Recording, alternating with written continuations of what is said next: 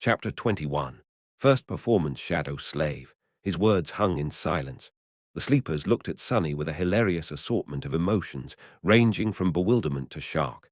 The young man with humorous eyes just smiled politely. To be honest, getting an ascended aspect during the first nightmare was extremely rare. He was certainly someone special, maybe even outstanding. Actually, despite their apparent differences, the young man somehow reminded Sonny of Hero, Oro of the Nine. There was a special type of calculating coldness hidden deep inside their eyes. He had encountered such people before, mostly among the veterans of various street gangs in the outskirts. They simply called this type of coldness murder math. Basically, it was a habit experienced fighters developed, no matter where they were and what mood they were in. There was always a sober part of their minds, constantly calculating the most efficient way of killing the person in front of them, just in case such need arises. Ugh, why do I have to antagonize someone like that of all people? But Sonny really had no grounds to complain. After all, he brought this on himself. After a few seconds, one of the young man's companions finally blinked and said, "Ah, friend, you must not know a lot about the spell. Caster's results are truly remarkable." Then, with a furtive glance at the remarkable caster, he added, "He is a legacy, after all. An actual, living and breathing descendant of an awakened clan." Sonny re-evaluated his opinion of the humorous young man. Legacies were known to be trained for their eventual entrance into the spell from the moment they could walk. For them, being infected was a certainty instead of a possibility. They were extremely formidable people. Just great. He thought bitterly and made his frown deepen. "Are you trying to pull a prank on me? You call this remarkable?" The bewilderment in the eyes of these sleepers was slowly being replaced by hostility. "Listen, friend, if you don't think that an ascended aspect is remarkable, then please share with us your own amazing results. What, pray tell, was your appraisal?" Castor himself was still keeping quiet and smiling. However, his defenders were growing restless. This was exactly what Sonny wanted to happen. He smiled with utter contempt.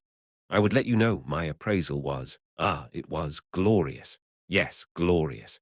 And the aspect I acquired was of the divine rank." After that, he received a number of strange looks. No one had ever received a divine aspect before, so, of course, they were starting to think that he was a lunatic. But there was still a sliver of doubt. Maybe that strange guy was a descendant of a powerful clan, a peerless prodigy. Maybe his appraisal was indeed glorious. Sonny had to dispel that tiny bit of doubt. "Mind you, I'm not some lofty legacy. PFFT. I'm from the outskirts. I've never even received combat training. All that training and he only got an excellent. What did he do during the nightmare? Pick his nose the whole time." The expressions of all the sleepers that were listening to his bragging instantly changed. An outskirt rat with no training? Yeah, sure. Who was he trying to fool? Finally, with the same polite smile, Castor spoke. "Glorious. That is interesting. Would you mind telling us what were your achievements in the nightmare?" Sonny grinned. "Sure, no problem. First of all, I killed an awakened tyrant. Every cost him a couple of moments of intense pain, but he didn't let it show on his face. His expression was nothing but smug and confrontational. The mere mention of a tyrant, let alone an awakened one, made a couple of sleepers smile with ridicule. "Oh, really? How did you kill it?" An arrogant look appeared on Sonny's face. "How? Let me tell you, I didn't even have to lift a finger. I just spat, and it was torn to pieces." Which was true. Sonny had spat a mouthful of blood on the altar, and as the result, Mountain King was ruthlessly dismembered by Shadow Guard. Someone openly laughed. "This guy is either insane or purposefully messing with us. Listen here, shorty. Have some decency, okay? Who would believe such a lie?" Sonny was genuinely angry. He wanted to retort, saying that he wasn't short, but he couldn't, because that would be a lie, damn it. So instead, he just gritted his teeth and said with a voice full of outrage, "I can't answer that because it's not a lie.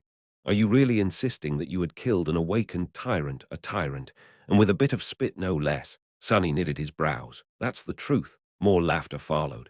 "Crazy bastard. He actually believes in his own crap. Insane, he's insane." Unexpectedly, Castor stopped his companions. "Guys." After the laughter quieted down, he asked in a friendly manner, "What else did you achieve?" "What? That wasn't enough." Sonny raised his chin. "Me think, I also killed an awakened swordsman." "Really? How did you do that?" Acting as though he was a little bit embarrassed, Sonny looked down. That time I had to lift a finger. I even had to shake it a couple of times. That was enough to kill him, though. He was holding the silver bell between his fingers, which led to Hero being attacked and eventually killed by the tyrant. So, technically, all his statements were true. What a crackpot. Ha! Can you believe this idiot? Poor bastard. Not only is he weak, he's also lost it. Castor gave his companions a long look and then turned to Sunny. Anything else? Sunny blinked. Time for the finishing touch. Something else. Oh, well. Oh, right. I communicated with a bunch of guards, even though they were all dead. I made one of them wake up. He gave me a blessing. I was blessed by a guard, do you all understand? The sleepers were silently shaking their heads or looking at him with pity. Castor sighed. I see. Well, in comparison to your achievements, mine do look rather average. Thank you for sharing with us. I hope you'll be as successful once we enter the dream realm. Sunny smiled with a look of smug superiority on his face. You better believe it.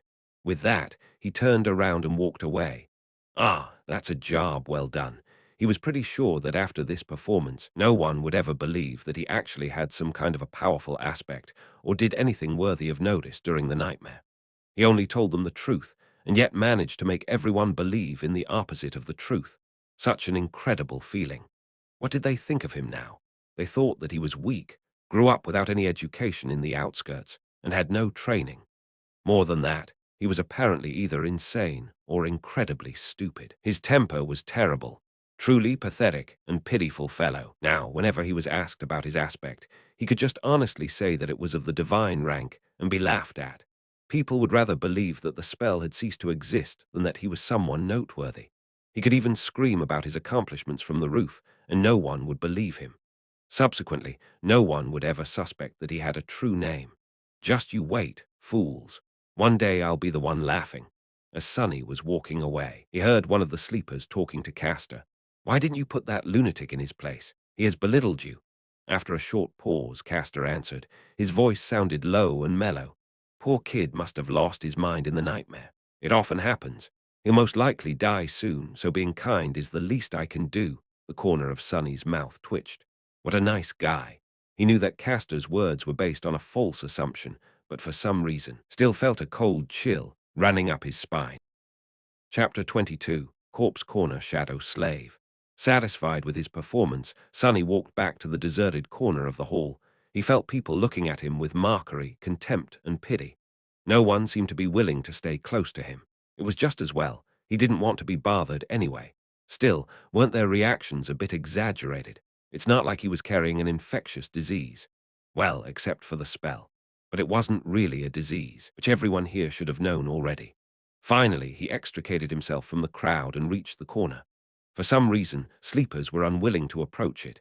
Currently, there was only one girl sitting quietly on the bench. Sunny gave her a look. The quiet girl was delicate, demure, and very pretty. Her clothes were tidy and neat. They weren't very expensive, but still rather tasteful. With her pale, blonde hair, big blue eyes, and exquisite face, she looked like a beautiful porcelain doll. She was subtly breathtaking. However, there was something wrong with her. Sunny frowned, trying to understand what exactly about the girl made him uncomfortable. After a while, he realized that her empty, expressionless stare was reminding him of Mountain King. Startled, Sunny understood that the girl was blind.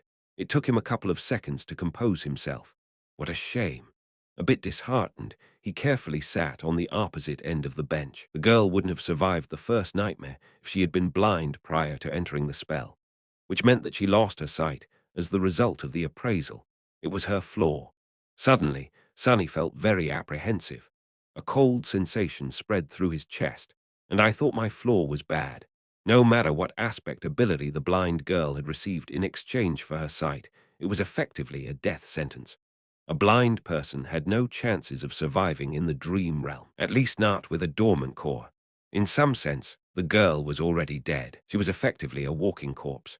Feeling extremely disturbed, Sunny turned away and studied the crowd of sleepers. Now he understood why people were trying to avoid this corner. The girl was surrounded by an invisible but almost palpable aura of death. Sleepers usually weren't very superstitious, but anyone would feel uncomfortable in her company. Armed with this knowledge, Sunny suddenly saw a pattern in how the young people in the hall were grouped. Instinctively, they all tried to stand close to those of their own circumstance. At the far end of the hall, closest to the stage, were one or two small groups. People in these groups were distinct from the rest of sleepers. They were all confident, calm, and had an air of readiness. These were the legacies. They were trained for the spell since birth and had the highest chances of survival. Castor especially stood out from the rest. Next to them was a larger number of expensively dressed young people. They were lively and excited, and only a little nervous. They were the signs of rich and high-ranking citizens. Their training was pretty good since such families had ample funds to hire private tutors, even awakened ones. Their chances of survival weren't bad. Then there was the largest part of the crowd, which consisted of kids from middle-class families. They might not have had the privilege of training under awakened tutors, but their education wasn't bad. The government spent a lot of effort to put all the necessary knowledge and skills into the school curriculum, preparing potential sleepers in advance. Some of them might have received additional training in private. To survive, these sleepers would need to put in a valiant effort and also have a bit of luck. But it wasn't improbable. Consequently, they were tense and nervous. And lastly, there was Sunny and the blind girl, the corpses. From the point of view of other sleepers in the hall, their chances of survival were close to zero. How charming. This was how the young sleepers had subconsciously divided themselves. The only exception from this rule was the silver-haired girl who stood alone and apart from everyone, seemingly indifferent to tension and nervousness that permeated the air. She was leaning against a wall with her eyes closed, still listening to music. But regardless of their group and level of training, everyone was already tired of waiting. When will the damn induction ceremony start? Sunny thought, irritated. As though answering his thoughts, a tall man in a dark blue uniform appeared on the stage. Not only was he tall, he was actually almost a giant.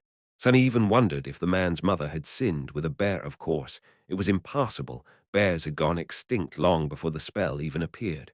But he once saw pictures in a book, and they looked sort of similar. A bear-like nightmare creature, then. The giant man had wide shoulders, an athletic build, and a gorgeous brown beard. His eyes were calm and serious. After reaching the center of the stage, he gave sleepers a long look. When his gaze reached the deserted corner, Sunny suddenly felt nervous. I sure hope he doesn't have a telepathic ability. Otherwise, he might separate me from a limb or two on behalf of his mother. The man didn't pay Sunny a lot of attention and returned his gaze to the front rows of the crowd. Finally, he said in a deep, reverberating voice, "I am awakened, Rock. Sleepers, welcome to the academy." Everyone listened without making a sound. In less than a month, you will be summoned to the dream realm. Some of you might think that you are well prepared. You're wrong. The spell is merciless and cunning. The moment awakened begin to think too much of themselves, they die. I've seen countless sleepers like you lose their lives. I've also seen experienced masters lose theirs. Even saints are not assured to survive. Thanks for the encouragement, Sunny thought sarcastically. In the following 4 weeks, we will do everything in our power to increase your chances of survival. You will receive training from the best instructors in the world. However, don't be misled by their fame. In the end, whether you return from the dream realm alive depends only on one person, you. The responsibility to survive is yours, and yours alone. Except for the legacies, sleepers were looking at each other with growing fear in their eyes. Awakened, Rock continued. You are not children anymore. It's a shame because you ought to be, but the spell has decided otherwise. You have been to the first nightmare, so you already know what it's like. Your parents, your teachers, and your friends can't help you anymore. Haven't had any of those in a long time. While listening to Rock's speech, Sunny couldn't help but feel a little excluded. It was all old news to him. However, he understood the instructor's purpose. He had to make young sleepers afraid, because fear was the only thing that would keep them alive. Finally, the speech got to the important part. Awakened, Rock paused, giving kids listening to him a few moments to digest his words. Then, with a short nod, he continued. Now we will talk about the difference between nightmares and the dream realm. Chapter 23, Dreams and Nightmares. That was something Sunny was keenly interested in. Of course, he had a general knowledge of how things were set inside the spell. But the first nightmare had already shown him that reality was different from how it was portrayed in popular culture in a number of small but infinitely important ways. He needed to separate truth from the myths. And of course, it was very advantageous to hear it from the mouth of someone who had actually been to the dream realm. So Sunny was all ears. Awakened, Rock began to speak. Most people are aware of what nightmares are because they have an impact on the real world and their lives. All of you have been warned before entering the first nightmare that, should you perish there, a nightmare creature would be allowed to cross the threshold and enter reality. Yup, that was the reason why Master Jet had to wait patiently by his side, prepared to deal with the monster if it appears. First nightmares are unique, because each of them is individual. That's why only a single creature can appear. However, starting from the second nightmare, things become much more dangerous. These nightmares are not tied to an infected person. Instead, they are born in the dream realm. While the seed of the nightmare is growing, any number of awakened can attempt to conquer it.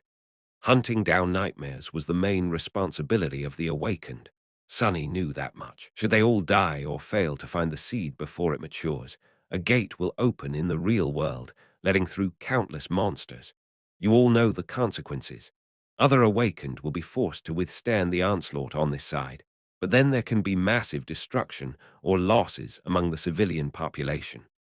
Opening gates was something that every person on the planet feared. It was also the second disaster brought upon by the spell after the initial appearance of the nightmare creatures. The main difference was that, in that initial wave, there were only dormant beasts. However, gates had ranks of their own, and any type of creature could potentially step through.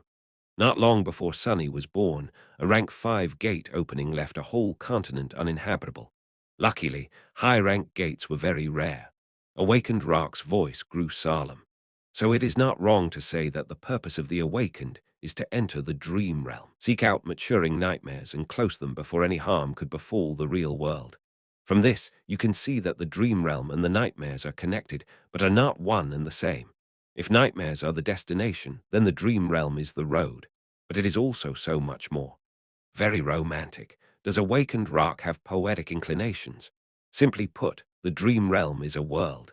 It is vast, mysterious, and mostly unexplored. It is also dead. There is no life out there, except for the nightmare creatures, corrupted ecosystems, and now us. But it wasn't always dead. We can tell that once, a long time ago, the dream realm was home to several primitive civilizations. There are a lot of ruins buried in its soil. From what Sunny knew, those lost civilizations were not really primitive, it's just that their development was centered around soul cores and mysticism as opposed to technology. So basically, miracles and magic. What were their names? How did they fall? No one knew. Maybe they were destroyed by the spell. We don't know if the dream realm exists inside the spell as one of its illusions, just on an unimaginably larger scale, or if it's real, with the spell only serving as a pathway between two realities. However, we do suspect that the illusions conjured up inside the nightmares are based on its history. They are replicas of past events, somehow reconstructed from the depths of time. So, there might have been a real slave caravan on that black mountain once, a long time ago. Sunny remembered how time seemed to move in reverse at the beginning of his nightmare. He thought about how things would have ended up without his involvement. Did the nameless temple slave perish in Mountain King's more with the rest of the caravan? Somehow, he felt that the nameless slave was not that simple. Otherwise, why would the spell remember him? And what about Hero? Was he able to escape? I wonder. There are four main differences between the dream realm and the nightmares. Firstly, it doesn't have a story. There is no predetermined conflict you are forced to resolve. You can move freely and explore, provided that you have the strength to stay alive in the wilderness. Most people tend to stay close to one of the human citadels. That's good to know, Sunny thought, unconvinced. Sure, there were no predetermined conflicts in the dream realm, but with his faded attribute, he was pretty certain to end up in some kind of trouble. So that freedom Awakened Rock had mentioned was relative in his case. Meanwhile, the instructor continued. Secondly, as I have already mentioned, there are no people in the dream realm except for those who came from the real world. There are only monsters. Some of them can mimic human appearance, though, so be mindful of that. Sunny felt cold sweat running down his back. Nightmare creatures mimicking humans. So creepy. Since when was that a thing? Why hasn't he ever heard about it? He stole a glance at the legacies standing in the first row and noticed that they did not show any sign of surprise. So they knew. Thirdly, unlike the first nightmare, no nightmare creatures will appear in the real world if you die in the dream realm. It may sound cruel, but that's a good thing. Awakened forces are already spread thin. If we had to monitor every sleeper, we wouldn't have resources to handle more important matters. Considering that each sleeper could spend weeks, sometimes even months in the dream realm, There was ruthless logic in that statement. And lastly, and most importantly, unlike nightmares which are bound by the rules of fairness, there is no limit to what kind of creature you can meet in the dream realm. During its trials, the spell won't pit a dormant human against an opponent many ranks above them. Oh, really? Sunny sneered. However, he was forced to agree with awakened Rock. Even though both Hero and Mountain King were way out of his league, they were still just one rank above him. But in the dream realm, no such restrictions exist. Theoretically, you can stumble upon an unholy titan and die before even realizing what happened. So be careful and stick to the regions with enemies on par with your own rank. It's not an ironclad guarantee, but at least there will be less of a chance of you biting off more than you can chew. Sticking to a region populated by nightmare creatures below his rank was even better. That was exactly what Sunny was planning to do. Awakened Rock paused for a few moments, studying the faces of sleepers in front of him. Then he added, "When the solstice comes, you will be drawn into the dream realm.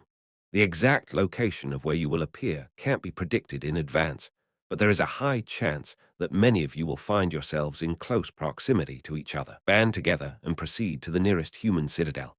Each citadel is built around a gateway. Once you reach it, you will be able to return." Gateways were special portals that served as exit points from the dream realm. Once sleepers reached such a portal, they would be able to escape back to reality and become awakened. Their core would evolve, and they would also receive a second aspect ability. After that, they would return to the dream realm each time they fall asleep. If you can't locate or are unable to reach the nearest human citadel, search for an unclaimed gateway. It will usually be inside or near the most prominent landmark of the region. Work together to defeat its guardians and come back alive. He gave them a heavy look. That is all for today. Next, follow the instructions sent to your communicators to find your assigned dormitory. Once settled, you may proceed to the cafeteria for some late supper. There will be a round of interviews after that to prepare your suggested curriculums. Get a good night's rest. Your training starts tomorrow. With that, he gave them a short nod and left. Sunny sighed. Can't be predicted in advance, huh? With his luck, he would either drop right in the middle of a prosperous human citadel and immediately roll into a gateway, or appear in some region of the dream realm so remote and deadly that no one had ever heard about it or returned from it alive. Let's hope for the former. Since he couldn't do anything about it, Sunny wasn't very worried. There was something much more important on his mind. What, exactly, do they serve here for supper? Chapter 24. Moving up in the world. Everything having to do with sleepers was situated in the same building. Sunny followed the instructions sent to his communicator and quickly found the dormitories, which were situated on one of the lowest levels. To his surprise, he actually got a whole room to himself. It had a bed with a soft mattress, a table, a dresser, and even a separate bathroom. The materials were new and aesthetically pleasing. The air, crisp and sterile, was warm inside, and the outer wall was equipped with a hidden screen that seamlessly imitated a wide window, opening to a picturesque vista of a snowy park. There were even several sets of clothes with the Academy emblem provided to him for free. How extravagant, Sunny thought, a little stunned. Rationally, he understood that such an arrangement was not really luxurious. However, to him, who grew up wandering the outskirts, this room was like a palace. He scratched his head. "Looks like I've made it." Sonny glanced around, then winked at his shadow and smiled. "I guess we're moving up in the world, huh?" The shadow didn't respond, apparently not very impressed. Perhaps it didn't care about such things. Right, what would a stupid shadow know? Sonny changed into new clothes and studied himself in the mirror. Then, remembering something, he summoned the runes. He finally had time to study the puppeteer's shroud. Memory, puppeteer's shroud. Memory rank, awakened. Memory type, armor. Memory description. A worm of doubt once found its way into a righteous king's heart. With time, the king was devoured from inside and became its puppet. A lifetime later, the puppeteer worm escaped from the king's dead body, leaving behind a cocoon of black silk. No one knows where it went. However, once people dared to approach the silent castle, they found the silk among the mountains of gnawed bones and fashioned it into an armor. Sunny made a sour face. "That is not that terrifying. Yeah, I'm not creeped out at all. Come to think of it, the first creature he killed was called a larva. If he were to assume that Mountain King was a mature puppeteer worm and already a tyrant, then what the hell would it transform into after becoming a moth? No, it's better not to think about it." With a sigh, he summoned the puppeteer's shroud. Thin black threads immediately appeared around his body and wrapped it into a set of armor.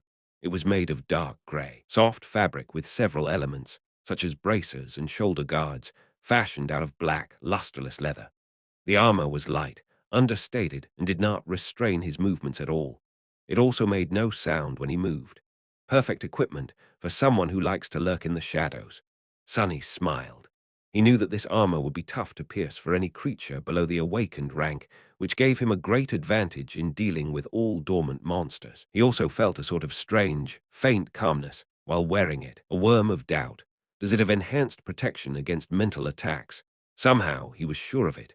A great trophy. He wouldn't expect anything less from the memory of a powerful tyrant. The only problem was that the puppeteer's shroud was obviously not meant to be worn on top of a full set of clothes. Quite satisfied, Sonny dismissed it and left his room, heading for the cafeteria. Not bad, he thought, calling all the rewards he had received during and after the first nightmare. The supper turned out to be as lavish as the dormitory. Sonny's wish to taste real meat finally came true. Not only was it freely available to sleepers, there wasn't even a limit to the amount each of them could eat. More than that, there were rice, bread, various side dishes, sauces, fresh vegetables, fruits, and all kinds of delicious beverages. Extravagant, Sonny thought, steering clear of the coffee. After building a small mountain of food on his plate, he found an empty seat and for a while forgot about the world's existence. As juicy, textured, perfectly seasoned meat filled his mouth, Sonny's vision suddenly was full of stars. He had to hold back an exhilarated moan. And to think he could have lived like that for a whole year. Damn spell, why didn't you infect me a few months ago? He concentrated on the food, decimating the whole plate in no time. Satiated and more than little gorged, Sonny longingly looked back and thought about getting another serving. But it was already time for his appointment with the academy personnel. Full of regret, he stood up and left the cafeteria. Soon, he found himself in a small office, sitting across from an administrative worker. The worker was very friendly and started the interview right away. Just like Master Jet had warned him, Sonny was offered psychological counseling again. Remembering her advice, he refused, and the interview smoothly switched to questions about his aspect. He didn't want to give up information about his abilities, but also knew that he had to tell the worker something. Luckily, the questions were worded in a way to put sleepers at ease. As such, most of them started with nice and polite preambles like, "Would you like to tell me?" or "If you're willing to share," which gave Sonny an opportunity to give neutral answers. "Would you mind telling me about the type of aspect ability you received, as in combat, sorcery, utility?" He did mind, but had to be careful. I'm not sure. I haven't had time to understand it well." "That's all right. Are you able to directly deal damage with your ability?" "I guess not. Earlier, I wasn't even able to harm a towel." Things went on like that. In the end, Sonny shared just enough information to create an impression that his aspect was weak, harmless, and most likely having something to do with utility. After that, he returned to his room, undressed, and went to sleep. Sonny thought that falling asleep for the first time after the nightmare would be weird, but in fact, it was surprisingly easy. Lying on a soft mattress, with his skin against clean bedsheets and a fluffy pillow under his head, he slept like a baby. Early in the morning, Sonny washed up in his private bathroom and, bursting with energy, hurried to get breakfast in a happy mood. The cafeteria was a bit crowded. After filling his plate with all kinds of delicious stuff, he quickly realized that the only place he could sit was near the blind girl from yesterday. Her table was empty, since no one wanted to be close to her. Sonny grimaced. It seemed that the two of them were doomed to be outcasts together for the remaining 4 weeks. He also felt uncomfortable in the company of someone who was practically a dead person. But there wasn't much of a choice. Losing his good mood, he sat at the blind girl's table and gave a percussory nod to the social worker who was helping her get around. After that, he tried to pretend that they didn't exist and concentrated on his food. However, before he could finish, a sudden commotion drew his attention. "What's going on?" He looked up and noticed that a lot of sleepers were gathered around the large screen hanging on the wall of the cafeteria, their faces filled with excitement and awe. On the screen, a list of names was displayed, ranking the new batch of sleepers from weakest to strongest, most likely deduced from the results of the interviews. Not particularly interested, he quickly found his own name near the bottom of the list. The only sleeper who the academy judged to be less likely to succeed than him was the blind girl. Turns out her name was Kasha, but the commotion was a bit too loud to be just the result of the ranking. Curious, he moved his gaze up. The sleepers were restless. How can this be? I'm not seeing things right. What kind of a monster is she? Castor was placed in second place, and right above him, the portrait of the silver-haired girl could be clearly seen. To the right of it, two simple lines of text were displayed. Name, Nephi's true name, changing star. Chapter 25. Wilderness Survival Shadow Slave. So, the silver-haired girl, Nephi's, also received a true name in her first nightmare. To get his own, Sunny had to deal with Hero and Mountain King while possessing a completely useless aspect, an impossible feat that seemed to have pleased the spell very much. I wonder how she had gotten hers. Sleepers in the cafeteria were struck dumb by the revelation of this achievement. They were staring at the screen with astonishment, fear, and admiration. Listening to their excited whispers, Sunny felt a childish desire to scream, "Me too, I have one too." But of course, he kept quiet. Looking around, he noticed Castor's gaze fixed on the screen. There was a strange, somber expression on the humorous young man's face. But the weird thing about it was that, as far as Sunny could tell, Castor wasn't looking at the line of text containing the true name. Instead, he was staring at the line of text that read Nephi's, as though the girl's actual name held more meaning to him than the one given by the spell. Interesting. Do they know each other? Why would a lofty legacy know someone who came to the academy in a police-issued tracksuit? And speaking of Nephi's, where was she? Sunny glanced around the cafeteria and quickly noticed the silver-haired girl, who was sitting quietly in a corner with a cup of coffee in her hands. She wasn't paying a lot of attention to the commotion, seemingly immersed in her thoughts. Her grey eyes were serious and distant. A sleeper with a true name? That's impossible.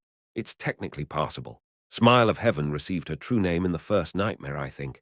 But yeah, I'm doubtful. Maybe she lied in the interview. Are you stupid? If it was that easy to deceive the administrators, the crazy pervert from yesterday would have been in the first place instead. Sunny's face twitched. Crazy pervert, huh? Well, why don't we just ask her? Suddenly, there was a deafening silence in the cafeteria. Following the suggestion, sleepers stopped talking and turned around, staring at Nephi's. However, no one seemed to have the courage to approach her first. Finally sensing something, she raised her eyes and looked at them with surprise. What? Even the blind girl, Kasha, turned in the direction of her voice. After a couple of moments, Castor suddenly walked over and made a small bow. Lady Nephi's, I am Castor from the Hanlai clan. I see that your trial went well. Lady, why is he addressing her that way? And he had to introduce himself, so they don't know each other. Interesting. Nephi seemed to be a little bit perplexed by the question. After thinking for a while, she smiled brightly and shrugged. It is what it is. Castor awkwardly returned the smile. I see. I am very glad that you returned unharmed. Not that I doubted your abilities. Nephi's nodded. Thank you. To that, she returned her coffee, indicating that the conversation was over, or simply oblivious to everyone's attention. Sunny sighed. How mysterious. There were a lot of thoughts on his mind. However, none of them could distract him from the most important thing, breakfast. A few seconds later, he had forgotten all about the awkward dynamic between Castor and Nephi's and was happily shoveling down his food. The wilderness survival classroom was spacious, tastefully decorated, and completely empty. Sunny even thought that he was mistaken, but then spotted a gloomy instructor sitting behind a wide wooden desk. Noticing him, the instructor perked up. Come in, young man. He was a lively old man with messy grey hair, absent-minded eyes, and a pair of bushy eyebrows that seemed to jump around on their own. I'm awakened, Julius. You can call me Teacher Julius. Sit down, sit down. What's your name? Sunny obediently sat down. It's Sunless. Julius raised his eyebrows. What an ominous name. But that is good, very good. After all, we have to deal with a lot of ominous things. Sunny carefully looked around. I'm sorry, teacher. Did I come too early? No, you're right on time. Are other students late? The instructor grunted with incredible contempt. No one else is coming. Those brutes are only interested in swinging their fists and swords around. Very few are smart like you and know the true value of knowledge. Oh, so it was that unpopular. Sunny inwardly sighed, hoping that he won't regret the decision to abandon combat training in favor of this course. Say, young man, Why did you choose wilderness survival of all things? There was no point in hiding the true reason. Not that Sonny would have been able to anyway. The awakened that monitored me during the first nightmare, Master Jet, had advised me to study it above all things. A very wise advice. That master truly knows what's important. Wait, did you say Jet? His eyes widened. Soul Reaper Jet, that murderous savage. Who would have thought that a barbarian like her would know the value of intricate knowledge? Soul Reaper. Sonny's curiosity was piqued. Teacher, do you know Master Jet? Julius carefully looked behind his back before answering. Who doesn't know the Soul Reaper? She might not be the most powerful awakened out there, but she is certainly one of the most feared. That's because her aspect abilities disregard flesh and target soul cores directly, which means that no amount of armor, damage resistance, and physical protection can stop them. He leaned forward. The only good thing is that she's young and not likely to become a saint anytime soon, or even ever. Yes, luckily, there's a very low probability that she'll ever advance. Sonny blinked. Why? Julius looked at him, as though trying to comprehend how someone could be so ignorant. Because of her problematic personality, of course. Who would want to help a psychopathic killer become a saint? You need a team of outstanding companions and a lot of support to attempt conquering the third nightmare. Soul Reaper Jet isn't. Wait. Suddenly, Julius frowned and leaned back. Why am I gossiping with you? You're too young to know such things. More than that, it's not in my character to badmouth others behind their backs. I would beg to differ, Sonny thought sarcastically, but didn't say anything out loud. He already got a lot of juicy information out of teacher Julius. Maybe choosing wilderness survival was the right choice after all. Let's get back to your curriculum. What other courses are you taking? Sonny sighed. None. For the next 4 weeks, I'll be fully concentrated on wilderness survival. Julius stared at him for a whole minute, an expression of utter astonishment written clearly on his face. Then, slowly, an excited gleam appeared in his eyes. Finally, he grinned. Wonderful. This is wonderful. You're such an astute young man. Don't you worry. In 4 whole weeks, I will make you immortal. Sonny's lessons with teacher Julius started pleasantly and without much tension.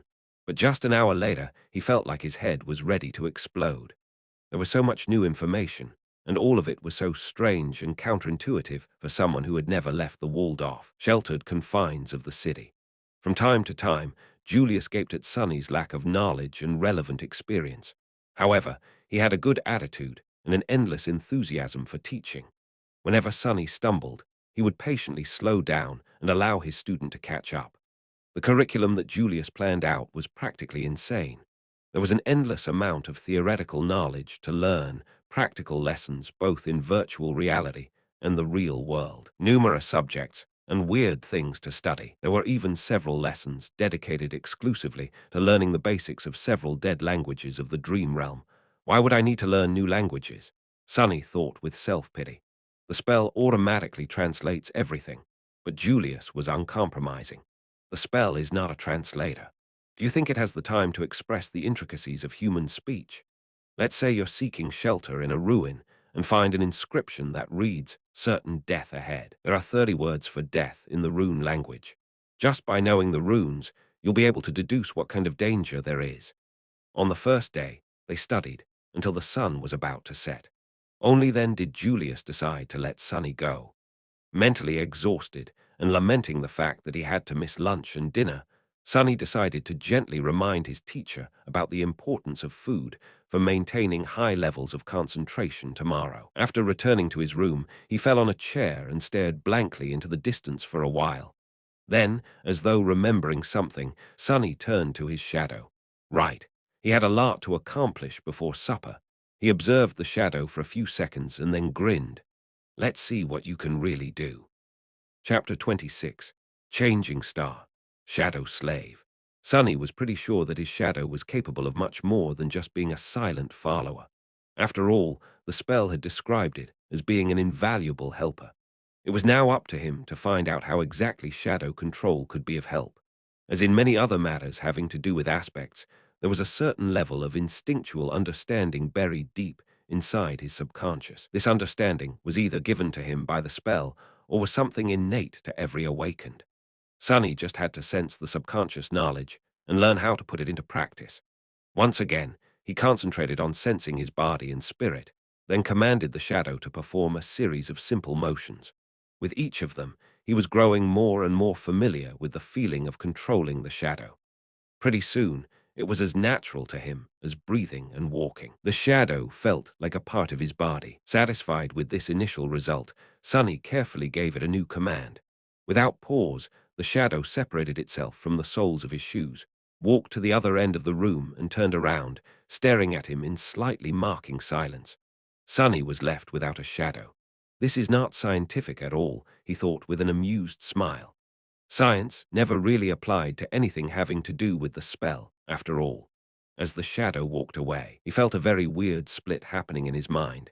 It was like his perception had separated into two distinct sources. One was his body, the other his shadow. With a bit of trying, he managed to focus on the second source. Instantly, his vision blurred. "Whoa!" Sunny blurted, surprised. "Whoa!" the shadow heard from the other end of the room. Sunny blinked. In his mind, there now existed two pictures. One was of his room's door, with an indifferent shadow standing in front of it. The other was of a pale young man sitting on a chair, wide-eyed and bewildered. "That's me." He raised an arm and waved it in the air. Simultaneously, the pale young man raised and waved his. "I can perceive the world through my shadow." He sat for a while, thinking. An ability like that opened up a lot of possibilities. With his Child of Shadows attribute allowing him to see and move stealthily in the darkness, and shadow control allowing him to send out a sneaky shadow as a scout, he was pretty much a perfect spy.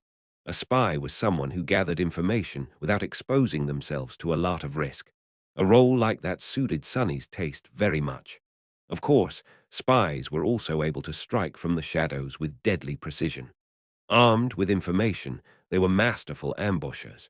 With the prior knowledge of the opponent's weaknesses, their attacks were surgical and lethal. But any direct confrontation would mean putting himself in danger, so Sunny wasn't very keen on becoming an assassin. After all, his aspect still lacked the means of directly enhancing his combat performance. "Shall we test it?" He looked at the shadow and gave it a command.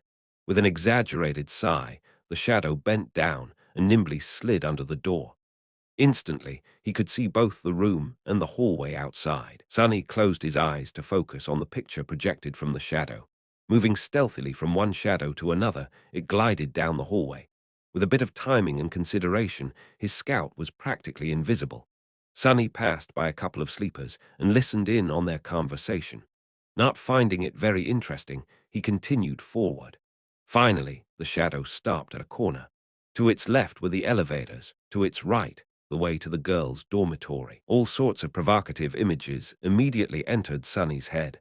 "Oh my," he thought, blushing. Yes, with this ability, it was also very easy to fall into utter depravity. But no, he couldn't do it. Not because of some high moral principles, it's just that, with his reputation of a pervert, the chances of being asked if he had done something unbecoming were pretty high. So he needed the ability to honestly answer no. "So, I probably shouldn't." "Right, right. Of course you're right. Don't even think about it." Back in his room, Sunny sighed with a lot of regret. Then he directed his scout to hide in the shadow of a passing sleeper and followed him to the elevators. Some time later, Sunny's shadow was hiding in a corner of a large dojo. He was observing his fellow sleepers who, under the guidance of Instructor Rock, were going through the motions of the introductory combat class. Today was mainly dedicated to testing their general competency and abilities. After that, the sleepers were going to be separated into groups based on their level, such as novice, advanced, or expert, as well as their weapon of choice. Some would be assigned a personal tutor or paired together. Currently, sleepers were taking turns delivering their strongest punches to a wide plate attached to a special measuring machine. After each strike, the machine would display a number corresponding to the sleeper's physical strength. In theory, a machine like that was not hard to build.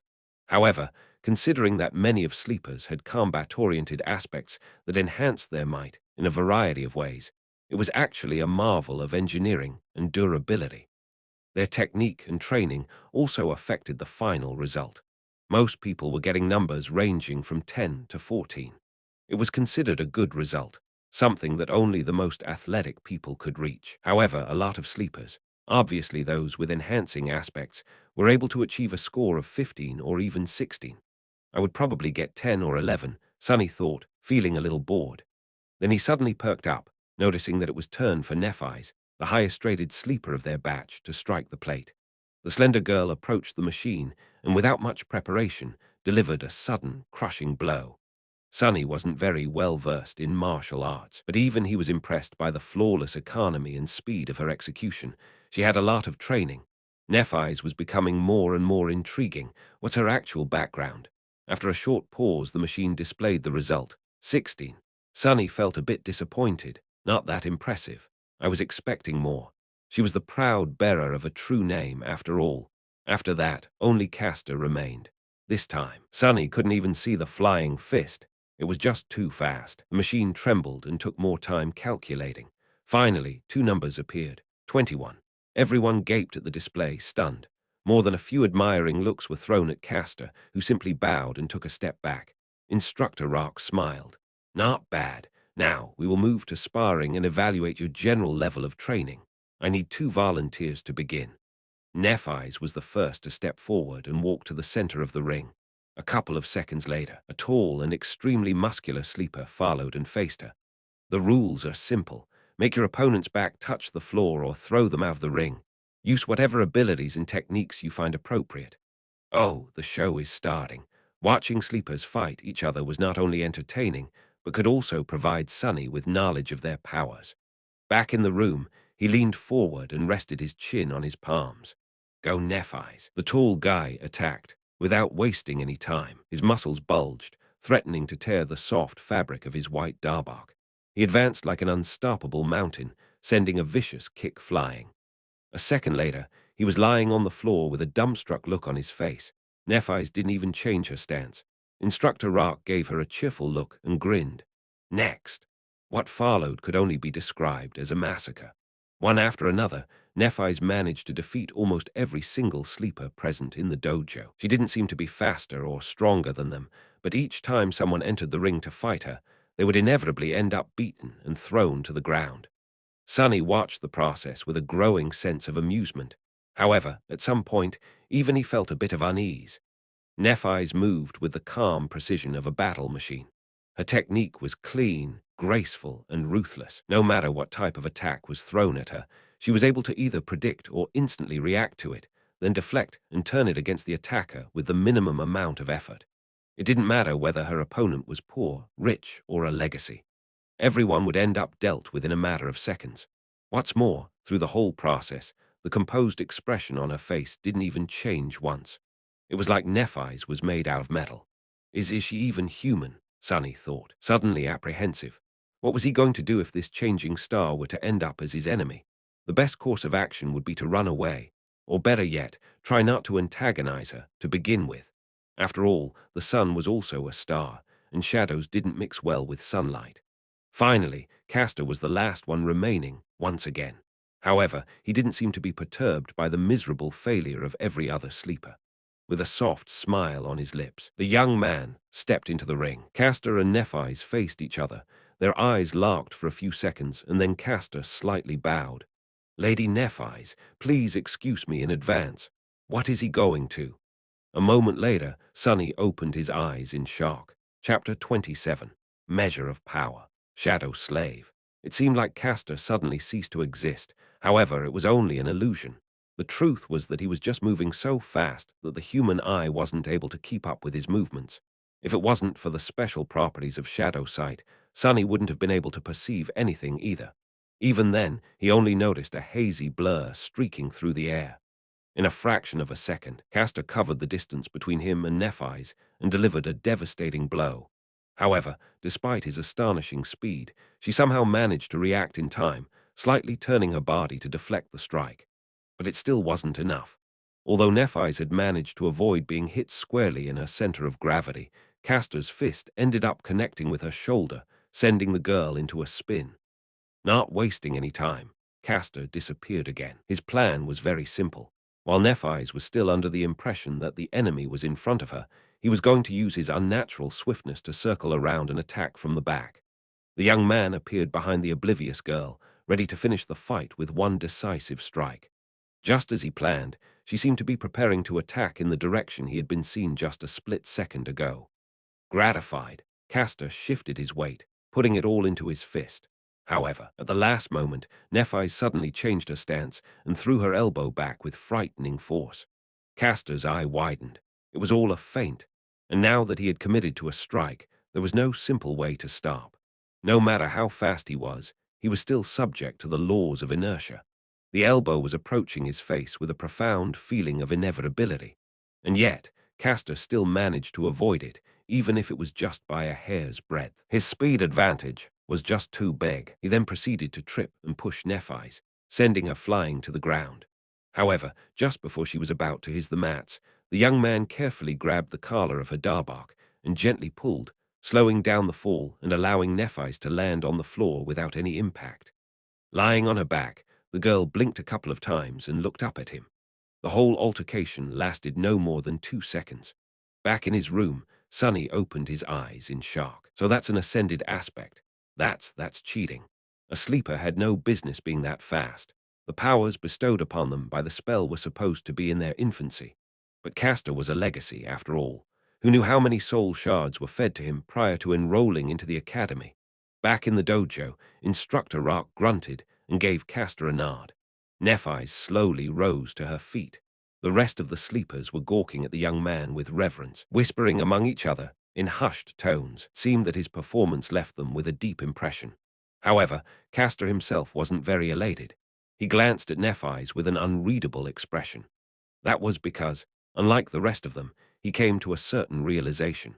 The truth of the matter was known only to him, Nephi's, Instructor Rock, and Sonny, who was very observant and quickly picked up on such things.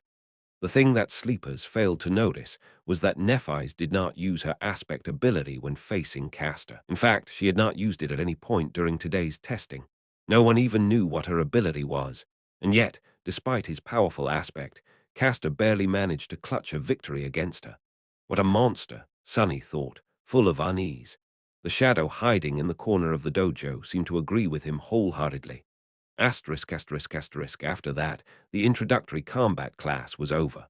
Sore from the beating they received, sleepers headed for the showers. Sonny waited for a bit, and then directed his shadow to sneak into the boys' locker room. He wasn't very interested in watching a bunch of teenagers changing clothes, but there was a slight possibility that Castor would either comment on his duel with Nephi's or answer some questions about his incredible aspect ability. Just as he had expected, the young man was surrounded by a group of newly converted fans. They were congratulating him on his victory, full of adoration and excitement. However, Castor himself seemed to be in a bad mood. His expression was somber, and there was a grim heaviness in his eyes. In fact, his face grew darker with each praise he received. Castor, that was incredible. Your aspect is overpowered, am I right? That Nephi's girl stood no chance at all. True name. Who needs that? She's just a wannabe. Finally, Castor raised his head and pierced the last boy who had spoken with a cold look. Boy, just like him, was one of the few legacies in their batch of sleepers. He frowned, surprised by Castor's reaction. What is it? Castor gritted his teeth. I might have expected such behavior from them, but you should know better. The other legacy raised an eyebrow. Why? Is there something special about that peasant girl? Castor's eyes widened. Peasant girl. Do you really not know who she is? No, Sonny thought impatiently. So just get to it and say it out loud. Luckily, the arrogant sleeper had the same sentiment. Castor opened his mouth several times, as though not sure what to say. Finally, he shook his head and answered, She is Nephi's of the Immortal Flame clan. As soon as he said that, the arrogant legacy became deathly pale. Not paying him any attention, Castor continued, I trust that I don't need to tell you about her grandfather. Her parents were Smile of Heaven and Broken Sword. In his room, Sonny almost fell from the chair. Even he knew who Immortal Flame and Broken Sword were. The former was the first human to conquer the second nightmare and become a master. The latter, the first one to conquer the third nightmare and become a saint. They, as well as their companions, were among the most famous heroes of the human race, someone who had managed to change history with their own 2 hands. If what Castor said was true, then Nephi's wasn't just an aristocrat. She was royalty. No wonder he addressed her as lady. Why didn't he just call her princess instead? But that didn't make any sense. Echoing his thoughts, the pale-faced sleeper asked in trembling voice, Then why is she so? Castor sighed. Because they're all dead. The Immortal Flame clan is long gone. For a few moments, the locker room was completely silent. Castor looked down. She's the only one left. Asterisk, asterisk, asterisk, late at night, when everyone was already asleep. Sunny furtively entered the dojo. Looking around, he made sure that no one was there, and then curiously approached the ring where Nephi's and others had been tested earlier. He stopped at the center of the ring and stood there for a while, remembering how she had dealt with dozens of sleepers of their batch before being defeated by Castor. Monsters, both of them are monsters, he mumbled, bitter and disheartened. Shaking his head, Sonny left the ring and then he looked at his shadow. Do you agree? The shadow hesitated for a few seconds, then stuck out its chest and crossed its arms, trying to appear cocky, disdainful, and unperturbed. However, its act wasn't very convincing. Yeah, you're right. Exactly. What's the big deal anyway? Both Immortal Flame and Broken Sword, Nephi's father and grandfather, were as monstrous in terms of power as one can get. But they still failed to protect their family from being eviscerated. So, power wasn't that important in the end. Even royalty was not safe from the cruelty of the world. Sonny sighed and proceeded to the measuring machine. Making a fist, he swung it and delivered his best punch. The machine hummed for a few seconds and then displayed a single number. 9. Oh, come on, I deserve a 10 at least. Feeling very indignant, he struck the plate again, almost hurting his fingers. However, the result was the same. Damn it! Sonny paced for a bit, trying to control his anger. It seems he was destined to be a weakling. After all, the force of the strike depended on mass and acceleration. Acceleration could be improved with technique and exercise, but mass was something he had little control of. He was already done growing, and his height was not going to drastically increase in the future. No matter how hard Sonny trained, he was always going to be a lightweight. How is this fair? Suddenly filled with resentment, he punched the plate again, putting all of his frustration into this one strike. At that moment, a strange instinct suddenly awakened in Sonny's mind. Following the command of this instinct, his shadow flowed up and wrapped itself around his hand, sticking to it like a black glove. In the next moment, the punch connected. The machine trembled from the force of the strike. Sonny's yelped in pain and took a step back, cradling his bruised fist. After a while, the result was displayed. However, it wasn't a 9 anymore. It wasn't even a 10. It was 18. He looked at the displayed number for a long time, expressionless. Then, a wide grin slowly appeared on Sonny's face. I see, so that why, of course. He clenched his fist again, looking down at the black, shadowy glove. Ah, what an invaluable helper indeed. Now we're talking. Chapter 28. Training Montage. Shadow Slave. Days flew by. Sonny only had 4 weeks to prepare himself for the journey into the dream realm, so there wasn't even a minute to spare. He was relentless, pushing his body and mind to the limits in an attempt to absorb as much knowledge and skills as possible in that short amount of time. In the day, he studied with teacher Julius, slowly learning how to survive and take care of himself in the absence of civilization. Their lessons ranged from comparatively simple, like various ways to produce fire, to much more obscure and esoteric, like celestial navigation. What was so hard about celestial navigation? Well, as it turned out, the dream realm was not consistent in terms of star geography.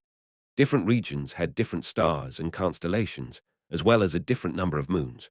While the sun seemed to be the same, its behavior was highly unpredictable. Still, with sufficient knowledge, one could find ways to study the skies and subsequently navigate themselves. Most of these lessons were, supposedly, already included in the various school curriculums and known to the majority of sleepers. However, learning something from a textbook and learning the same thing from an actual awakened were two completely different matters. Teacher Julius had a habit of going much more in depth when explaining his subject. Thanks to this time-consuming habit of his, Sonny not only learned about the what, but also often gained glimpses into the why. This nascent understanding of the underlying principles of the dream realm environments gave him the ability to face any situation with at least some measure of readiness. Even the lessons in dead languages, which Sonny had initially judged to be useless, turned out to be much more interesting than he could ever imagine. This was, in large part, because it concerned the spell itself. After all, the spell communicated with humans in one of those dead languages. By knowing the language, he was able to understand its various remarks and descriptions better. The simplest example of this was Nephi's and her true name, Changing Star. While technically correct, this translation failed to properly convey the exact meaning. By understanding the grammatical structure of the rune language, it was easy to extrapolate and see that the more correct translation would have been Star of Change. More than that, there were different runes for change, each with its own connotation. Depending on what exact rune was used to relay the meaning of the name, it could also mean ruinous star or star of misfortune. A small change in wording and connotation could mean a world of difference in real life. Sunny, who had never seriously studied before, found the process of acquiring vast amounts of theoretical knowledge strange, numbing, and exhausting. However, in a sense, it was also exhilarating. After all, knowledge was something that only the privileged had access to. It was also this authority over knowledge that kept them in the position of power, creating a vicious circle of inequality. The poor had no opportunity to study, and without the advantage of good education, they had no way to stop being poor. The weirdest part about all of this was that Sonny was now one of those privileged people. More than that, he was at the pinnacle of social hierarchy. Not only had he gained access to an unlimited amount of knowledge, but even his basic needs like food and shelter were also taken care of by the government, allowing him to fully focus on the single goal of developing himself as an awakened. This sudden transformation would have sent him into a whirlpool of philosophical reflection if he had any time to spare. But he didn't, because teacher Julius also insisted on holding practical lessons every other day. Even if some of them had to be done in virtual reality simulations, he insisted on using the full immersion stations with enhanced physical feedback. As a result, Sonny was bone-tired and utterly exhausted. The good thing was that with such amount of exercise, coupled with his newly reforged body, Sonny had never been in better shape. Even without combat training, he could feel his strength, stamina, and agility improving by leaps and bounds. Basically, the peculiar rebirth he had experienced after completing the first nightmare had enhanced the innate potential of his body, bringing it to the peak of the human condition. However, it was up to him to realize that potential with sweat, effort, and a lot of hard work. Practical application of wilderness survival techniques provided him with the opportunity to do so. And as though this wasn't enough, Sonny secretly collected information about other sleepers and practiced shadow control every night. His shadow was independent enough to be sent on scouting missions without his direct control. It would sneak here and there, listening in on the conversations and observing different classes where sleepers had to demonstrate their aspect abilities.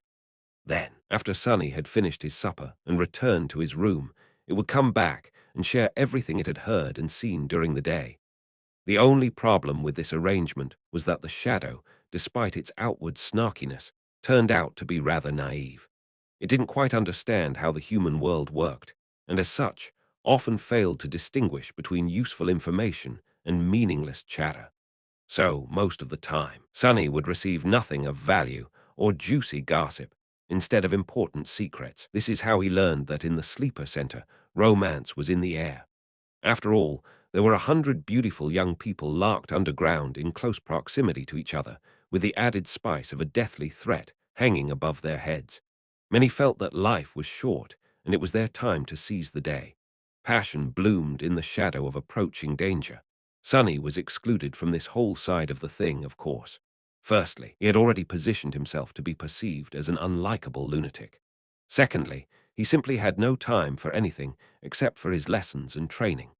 And lastly, he was wary of getting too close to anybody, afraid that a situation would arise where he would have no choice but to divulge his true name. Apart from gathering information and slowly learning about the scope and details of various aspect abilities, and to a lesser extent, flaws, he was also experimenting with shadow control. The results were very promising. He quickly found out that his shadow was able to enhance various objects and not only his body. If it wrapped itself around a weapon, the weapon strike harder and deliver more damage. If it was applied to an armor, the armor would become sturdier and harder to break. The enhancement was rather substantial, too. It was roughly twice as much as the initial value. All in all, this ability, if used correctly, could make him a powerhouse among the sleepers. Many combat aspects could deliver more speed or damage, many could provide more defense and protection, but none were as well-rounded and versatile as Shadow Slave. With the added utility of Shadow Sight, Shadow Step, and Shadow Scout, it was truly incredible. Just like that, day after day passed, slowly turning into weeks. Before Sunny even knew it, the winter solstice was already here. Chapter 29. The Last Day on Earth, Shadow Slave. On the day of the winter solstice, Sunny woke up feeling tired and drowsy. No matter how much he tried to shake off this listlessness, it wouldn't go away. In the end, he just stayed in the bed for a while, wrapping himself in a blanket. He was already familiar with this feeling of never-ending, ensnaring sleepiness. It was the same in the days before his first nightmare. It was also quite similar to what he had experienced while slowly dying of hypothermia on the slopes of the Black Mountain. Remembering the cold embrace of approaching death, Sunny couldn't help but shiver. This was his last day on Earth, at least for a while. By nightfall, the spell was going to take him away once again, this time to challenge the vast expanse of the dream realm. What was he going to face in that ruined magical world? Would luck be on his side this time, or would there be another disaster? Ugh! There was no point in guessing. He had already done everything in his power to prepare for the inevitable. He studied hard, trained hard, and kept his secret safe. His aspect was better than most, and his will to survive was long tempered by the harsh reality of the outskirts and the even harsher ordeal of the first nightmare. All in all, he was ready. With a sigh, Sunny got out of bed and went along with his morning routine. If this was going to be his last hot shower in a long while, he was going to really enjoy it. If it was going to be his last scrumptious breakfast for the time being, actually, he had no appetite. The cafeteria was full of sleepers, but no one was talking. Everybody was in low spirits and seemed to be uncharacteristically introspective. There was no usual laughter or boisterous conversations. Only the legacies remained calm and collected. However, even they kept to themselves. Sunny thought about the last time he was preparing to enter the spell, and with a bit of trepidation, approached the coffee machine.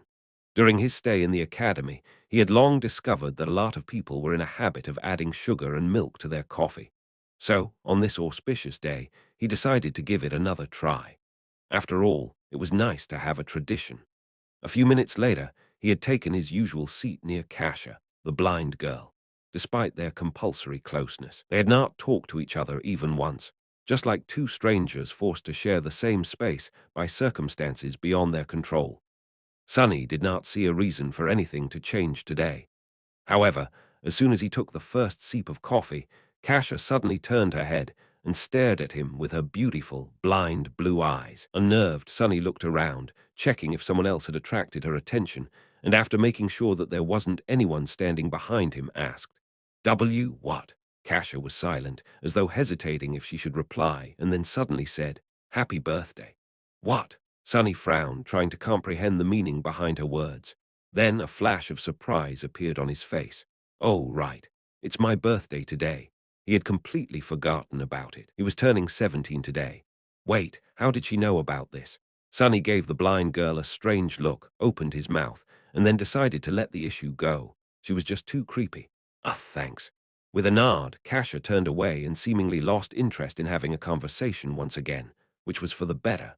Sunny returned to his coffee, finding it not too bad this time. Of course, sugar and cream were making most of the work. However, he did feel a little bit more awake after drinking it. 17, huh? Sunny was never sure that he would make it to this age alive. And yet, despite everything, he did. Life was sure unpredictable sometimes. If anyone would have told him a year ago that he was going to celebrate his 17th birthday by drinking real coffee with real milk and sugar, he would have laughed in their face. But now it was a reality.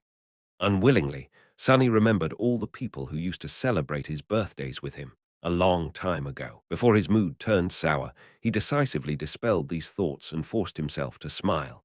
This is not bad. Let's do it again next year, when I'm already an awakened. Cheering himself up like that, he finished his coffee and left the cafeteria.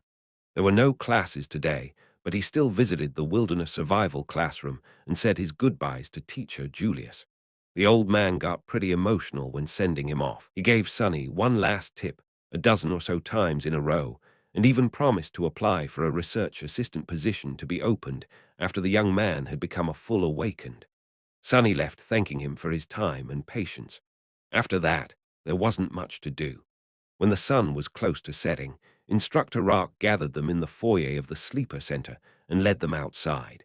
In the snowy parks that surrounded the white building, other awakened were leading their own batches of sleepers to the same destination. It was the Academy's medical center. The center looked more like a shrine than a hospital. Its interior contained both highly advanced technology as well as some of the best healers among the awakened. For the duration of their first journey into the dream realm, the bodies of sleepers would be kept safe in specially designed pods and sustained by the magical powers of those healers if anything unfortunate were to happen on the other side of the spell. Of course, whether or not they would wake up in the end wholly depended on the sleepers themselves. To Sunny's surprise, after entering the medical center, Instructor Rock did not take them directly to the wing containing sleeper pods. Instead, he led them to a comparatively deserted floor and then opened the doors to a spacious gallery that was brightly illuminated by the beautiful crimson rays of the setting sun. There, they saw rows and rows of wheelchairs.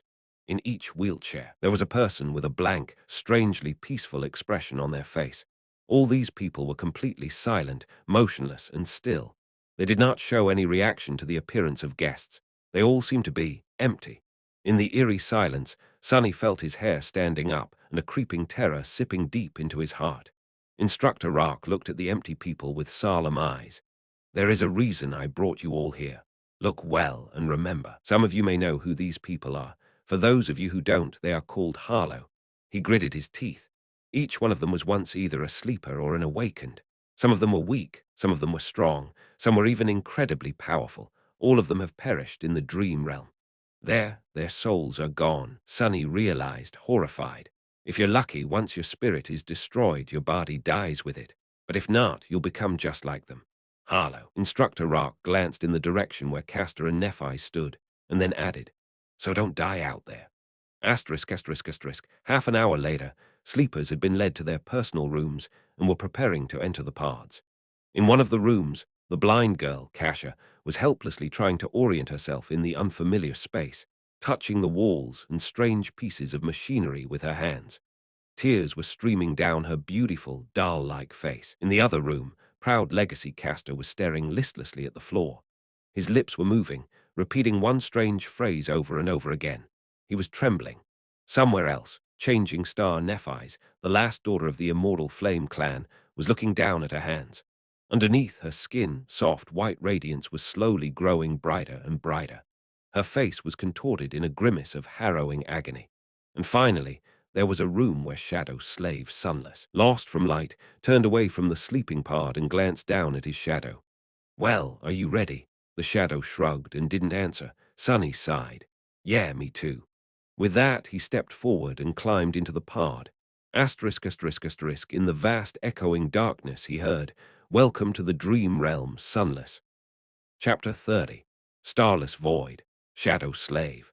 Sonny was expecting to first look at the place where his arrival to the dream realm was going to take place from above, just like it had happened at the beginning of the first nightmare. Back then, time had magically moved in reverse, giving him an opportunity to see hints of what he was going to face. Instead, immediately after hearing the greetings of the spell, Sonny found himself blind and drowning. As he instinctively tried to open his mouth to scream, salty water rushed inside, making him choke and twitch. More than that, he couldn't see anything. No, it's not that he couldn't see, it's just there was no source of light around. Usually, darkness wasn't a problem for Sonny, but for some reason, his sight wasn't working anymore. Maybe the seawater he was submerged in was blocking it. If it wasn't for the special space perception that the affinity to shadows gave him, he would have been completely disoriented. With its help, though, he barely managed to understand which side was down and which side was up. Luckily, Teacher Julius's lessons had included swimming. Swearing to thank both the old man and Master Jet once he came back, Sonny forced himself to stay calm and began to swim upward. In a few long and tense seconds, his head broke through the surface of the water. Sonny was finally able to draw in a deep, hoarse breath. Breathe, breathe, you're still alive. After sucking in enough air to soothe his burning lungs and compose himself to a certain degree, Sonny carefully spun in the water, trying to take in his surroundings. What met him was an endless, jet-black expanse of undulating waves. Above them was an empty black sky. There was no moon, no stars, just a dark vastness of repressive nothingness. Sonny blinked a few times, cold dread taking hold of his heart. This is a sea, an ocean. Was I dropped in the middle of an ocean? No, it couldn't be. There had to be solid ground somewhere nearby. As he was gripped by a momentary panic, a remote sound suddenly drew his attention. Sonny turned around and saw a triangular dorsal fin moving in his direction. Luckily, it was still hundreds and hundreds of meters away. Wait, if it's so far away, then how come I can see it so clearly? Despite being submerged in water, Sonny still felt like there was suddenly cold sweat all over his body. By his estimation, that dorsal fin was at least 5 meters tall. It was rapidly approaching, growing visibly larger with each second. Damn you, Spell. With eyes full of horror, Sonny spun again, desperately trying to find something, anything, to save him. And there, a short distance away, he finally noticed a black mass protruding slightly above the water. Not wasting even a second on thinking, he started to swing his arms and legs, swimming in the direction of the black mass, with a considerable speed. However, no matter how fast he swam, the giant shadow of the unknown creature was closing the distance between them much faster. A small part of Sonny's mind managed to preserve its rationality even when faced with this boundless primal fear. Not allowing himself to slip entirely into panic, Sonny tried to think, and then silently commanded his own shadow to wrap itself around his body. Instantly, his speed increased twofold. Just seconds before the unknown colossus got to him, Sonny reached the black mass, stretched out his hands, and pulled himself out of the water. He rolled away from the edge, scratching his skin on the uneven rocks, and jumped in fright when the whole surface underneath him shuddered, as though something massive had collided with it.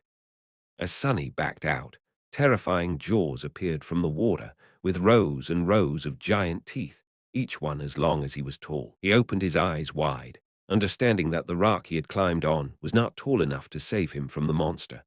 Why is it even trying to eat me? I'm too small to be considered a filling snack for something this enormous. However, before the monster had a chance to attack, a colossal tentacle suddenly broke through the water and rose into the air like some strange, black tower. Before too long, it fell down, entangling the owner of the giant maw and pulling it back under the water. Sonny lost the feeling in his legs and plopped on the ground, his mouth opened. His whole body was shaking. A few seconds later, the dark sea was calm again, as though nothing has happened. The indifferent waves continued to move silently under the lightless sky. So it wasn't trying to eat me, he realized, frozen. It was trying to run away. Asterisk, asterisk, asterisk. A few minutes later, Sonny was pretty sure that nothing was going to devour him. At least not immediately. With that certainty, he was finally in a state of mind to stop trembling and explore his surroundings a little. The black mass he climbed onto turned out to be a single stone platform of around 12 meters in diameter. Its surface was mostly flat, covered with grooves, and somewhat dry. Due to the regular shape of its edges, it seemed more like something man-made than a natural formation.